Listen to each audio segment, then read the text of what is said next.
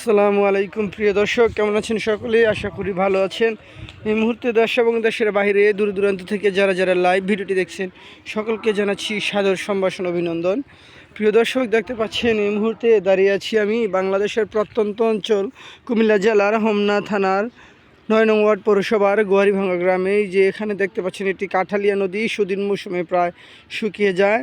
এখন প্রায় হাঁটু সমান পানি, একটু সামান্য হাঁটু থেকে উপরে, কোমরের চেয়ে কোমর সমান পানির চেয়ে অনেক কম। গতকাল হাঁটু পানিও ছিল না, তো এখন যুগ আসতেছে। তো আমরা গোয়ারিভাঙ্গা মানুষ খুবই কষ্টে আছি এই সুদিন মৌসুমে গোসল করার পর।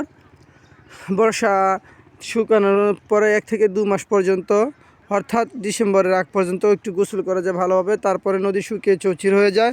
তাই যথাযথ কর্তৃপক্ষের নিকট দৃষ্টি আকর্ষণ করছি এবং বিশেষ করে আমাদের প্রবাসী এবং দেশি ভাইদের দৃষ্টি আকর্ষণ করছি, আপনারা বড় বড় 3টি গর্ত করার ব্যবস্থা করে দিলে, মাটি খনন করে, তাহলেই আমরা সকলেই এখানে শান্তিতে গোসল করতে পারবো।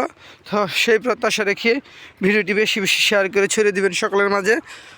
তাই বলে আমার ভিডিওটি শেষ করছি। আল্লাহ হাফেজ, সকলে ভালো থাকবেন, পাশে থাকবেন, সকলকে ধন্যবাদ।